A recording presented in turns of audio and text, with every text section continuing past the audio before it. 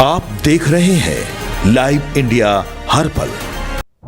नमस्कार, आप सभी दर्शकों का लाइव इंडिया हर पल में स्वागत है। मैं हूं आपके साथ पूजा दुबे। और फिलहाल अगर हम लोग बात करेंगे तो आप पार्टी के अंदर काफी ज्यादा विवाद चल रहा है। राघव चड्ढा के मामले को लेकर के ये विवाद चल रहा है और आम आदमी पार्टी के भीतर एक गहरी लड़ाई जो है वो फिलहाल देखने को मिल रही है। और खास तौर पर अगर हम लोग बात करेंगे यहाँ पर तो पंजाब से जुड़ा हुआ ये पूरी तस्वीर जो है वो फिलहाल हम लोगों को देखने को मिल रहा है, जहां पर उन्होंने अपने एक्स हैंडल पर एक पुरानी वीडियो शेयर करते हुए और आरोप का जवाब दिया है। उन्होंने कहा है कि पंजाब न केवल उनका घर है बल्कि कर्तव्य भूमि और आत्मा भी है। साथ ही उनकी ये सोशल मीडिया पर तस्वीर फोटो जो पूरा पोस्ट है वो काफी तेजी से वायरल हो रहा है और उसमें कई सारी चीजें उन्होंने लिखी है।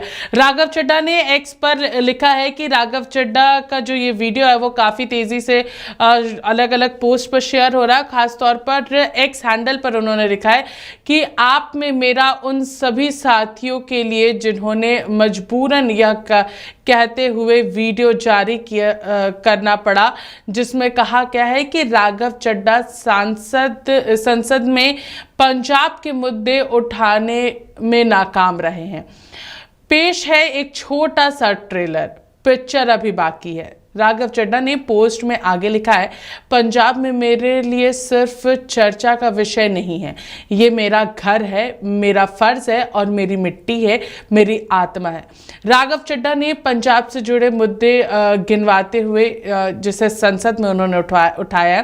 राघव चड्ढा ने 2 मिनट और 59 सेकंड का वीडियो अपना जारी किया जो संसद का है। वीडियो में राघव चड्ढा पंजाब से जुड़े मुद्दे उठाते दिख रहे हैं, जिसमें यहाँ पर कई मुद्दे जो है वो उन्होंने उठाए हैं, चाहे वो वकील का मुद्दा हो, किसान के मामले का मुद्दा हो, एमएसपी का मुद्दा हो या फिर कानूनी गारंटी की बात कर ले। पंजाब में लूट होते हुए कई मामले जो हैं उसे उन्होंने सदन के अंदर उठाया है। भगत सिंह को भारत रत्न से सम्मानित करने की सिफारिश हो और कई अन्य महत्वपूर्ण मुद्दे शामिल हैं। आम आदमी पार्टी और सांसद यहां पर राघव चड्ढा के बीच विवाद की वजह आखिर क्या बनी है? यह पूरा विवाद राज्यसभा में आम आदमी पार्टी के उपनेता पद से राघव चड्ढा को हटाए जाने के बाद शुरू हुआ है, जिसके बाद आप सांसद ने पार्टी नेतृत्व पर अपनी आवाज यहाँ पर आरोप लगाते हुए कहा है कि उनकी आलोचना की है। राघव चड्ढा की टिप्पणी के बाद आम आदमी पार्टी के कई नेताओं ने उनके खिलाफ जमकर विरोध जताया है। कहा है कि वह समझौते में बंध गए हैं और प्रधानमंत्री नरेंद्र मोदी से डरते हैं। देखिए, सोशल मीडिया पर उनकी एक वीडियो भी काफ़ी तेज़ी से वायरल हो रहा है। आपको बता दें कि यहाँ पर आरोप को लेकर के राघव चड्ढा ने इस बात पर सुनिश्चित हमला किया है कि पार्टी की ओर से लगाया जा रहा आरोप का जवाब देते हुए राघव चड्ढा ने इसे सुनियोजित हमला बताया है। इस दावे का खंडन करते हुए उन्होंने संसद में वॉकआउट करने का या मुख्य चुनाव आयुक्त के खिलाफ जो प्रचार था और साथ ही साथ हस्ताक्षर अभियान चल रहा था उसको लेकर के उन्होंने एक ट्वीट जो है वो भी किया और वीडियो भी जारी किया है। सबसे पहले हम आपको राघव चड्ढा का वो वीडियो सुनाते हैं जहां पर उन्होंने आप पार्टी के ऊपर कई सारे सवाल उठाए। उन्होंने इस बात का भी जवाब दिया है कि आखिर उन्होंने कब विपक्ष का साथ नहीं दिया है जब विपक्ष ने सदन से वॉकआउट किया है। सुनिए। नमस्कार साथियों, कल से मेरे खिलाफ एक स्क्रिप्टेड कैंपेन चलाया जा रहा है। सेम भाषा, सेम बातें, सेम आरोप। ये कोई कोइंसिडेंस नहीं है बल्कि एक कोऑर्डिनेटेड अटैक है। पहले मैंने सोचा कि मुझे इसका जवाब नहीं देना चाहिए, फिर लगा कि कहीं एक झूठ को 100 बार बोला जाए तो कुछ लोग मान ना लें, इसलिए मैंने सोचा कि जवाब दूं। आम आदमी पार्टी ने 3 आरोप लगाते हुए यह कहा कि इन 3 आरोपों की वजह से हम राघव चड्ढा को पार्लियामेंट में बोलने का मौका नहीं देंगे। राघव चड्ढा के पार्लियामेंट में बोलने पर रोक इसलिए लगाई गई क्योंकि उन्होंने ये 3 गलतियां करी। मैं एक एक करके इन तीनों पर आपसे बात करना चाहूंगा। पहला आरोप कि जब ऑपोजिशन पार्लियामेंट से वॉकआउट करता है, सदन से वॉकआउट करता है, तो राघव चड्ढा वहीं बैठे रहते हैं, वो वॉकआउट नहीं करते। यह सरासर झूठ है, सफेद झूठ। मैं चुनौती देता हूं, एक इंस्टेंस, एक दिन ऐसा बताइए जब ऑपोजिशन ने वॉकआउट किया हो और मैंने उनका साथ ना दिया हो, मैं साथ में वॉकआउट नहीं किया हो। और पार्लियामेंट में तो हर जगह सीसीटीवी कैमरा है, आप सीसीटीवी कैमरा निकाल कर दिखा दीजिए, दूध का दूध और पानी का पानी हो जाएगा। दूसरा आरोप लगाया कि राघव चड्ढा ने चीफ इलेक्शन कमिश्नर के इंपीचमेंट मोशन पर, यानी कि मुख्य चुनाव आयुक्त को हटाने वाली जो याचिका थी उस पर साइन करने से मना कर दी। दूसरा सफेद झूठ, ना मुझे आम आदमी पार्टी के किसी भी नेता ने इस मोशन पर साइन करने के लिए कहा, ना औपचारिक तौर पर कहा, ना अनौपचारिक तौर पर कहा। और आम आदमी पार्टी के राज्यसभा में कुल 10 सांसद हैं, जिनमें से 6 या 7 सांसदों ने इस मोशन पर खुद ही साइन नहीं किया। तो भला इसमें मेरी क्या गलती? खाली सारा दोष मुझ पर ही क्यों मढ़ा जा रहा है? और इस मोशन के लिए राज्यसभा में कुल 50 सिग्नेचर चाहिए होते हैं, यानी कि 105 विपक्षी सांसदों में से मात्र 50 सिग्नेचर से ये याचिका पूरी हो जाती। तो इतना शोर क्यों? और तीसरा आरोप जो मुझ पर लगाया गया वो ये था कि राघव चड्ढा डर गए हैं और इसलिए वो बेकार मुद्दे उठाते हैं। पहली बात मैं बता दूं कि मैं पार्लियामेंट में शोर मचाने, चीखने, चिल्लाने, माइक तोड़ने या गाली देने नहीं गया। मैं वहां पर जनता के मुद्दे उठाने गया हूं, लोगों की बात करने गया हूं। और मैंने कौन सा मुद्दा नहीं उठाया? मैंने जीएसटी से लेकर इनकम टैक्स की बात करी, पंजाब के पानी से लेकर दिल्ली की हवा का मुद्दा उठाया, हमारे सरकारी स्कूलों की हालत से लेकर कैसे पब्लिक हेल्थ केयर इंस्टीट्यूशंस को मजबूत किया जाए, इंडियन रेलवेज में जो पैसेंजर्स ट्रैवल करते हैं उनकी समस्याएं रखी, यहां तक कि मेंस्ट्रुअल हेल्थ, एक ऐसा मुद्दा जिसके बारे में लोग बात करने से कतराते हैं, वो बातें तक रखी। बेरोजगारी से लेकर महंगाई तक तमाम मुद्दे उठाए। आप मेरे 4 साल का पार्लियामेंट का ट्रैक रिकॉर्ड उठाकर देख लीजिए। और मैं पार्लियामेंट में इंपैक्ट क्रिएट करने गया हूं, मैं पार्लियामेंट में रकस क्रिएट करने नहीं गया। ये टैक्स पेयर के पैसे से जो पार्लियामेंट चलती है, उस टैक्स पेयर के मुद्दे उठाने में पार्लियामेंट में गया हूं।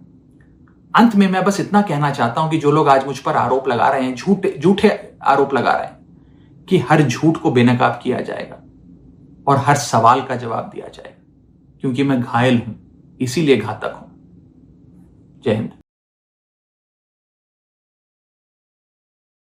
चड्ढा ने अपने सोशल मीडिया एक्स पर अपनी उन तमाम चीज़ों का स्पष्टीकरण दिया है जिसको लेकर के उनके ऊपर आरोप लग रहे थे, और उन्होंने साफ तौर पर कहा है कि मैंने पंजाब से जुड़े हुए मुद्दों को भी उठाया है, साथ ही साथ पंजाब जो है वो मेरी कर्म भूमि है और उनकी आत्मा बसती है, वो उनकी मिट्टी है, इसका भी जिक्र उन्होंने साफ तौर पर किया। अब अगर हम लोग बात करेंगे तो भाजपा के प्रदेश अध्यक्ष जो कि पंजाब के हैं, उन्होंने साफ तौर पर मदन राठौड़ ने कहा है कि राघव चड्ढा संसद में शून्यकाल में या फिर विशेष उल्लेख में बोलते हैं और अच्छा विषय रखते हैं।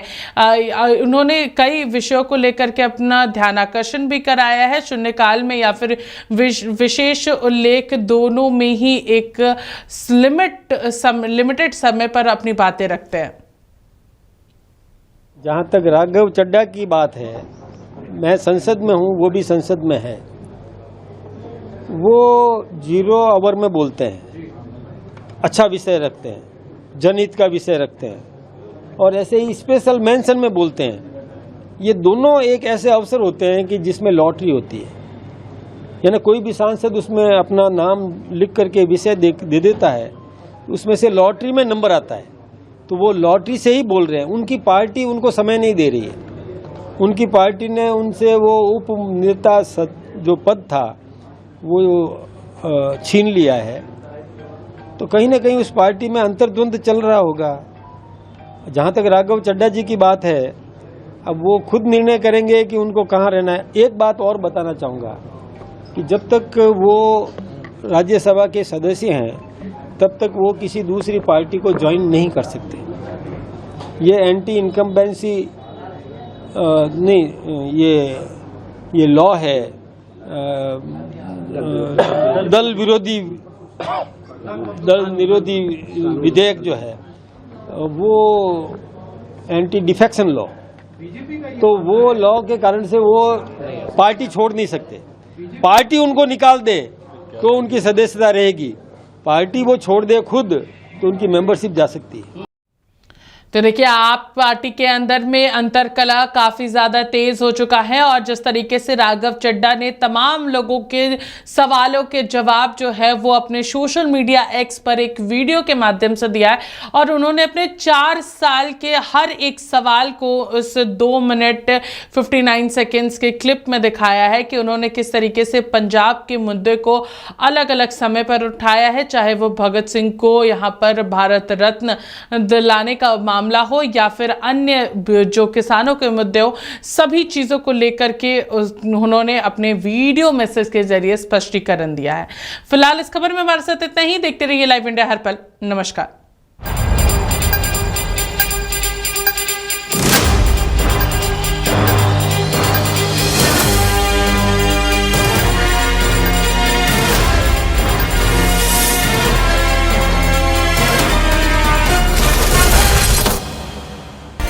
आप देख रहे हैं लाइव इंडिया हर पल।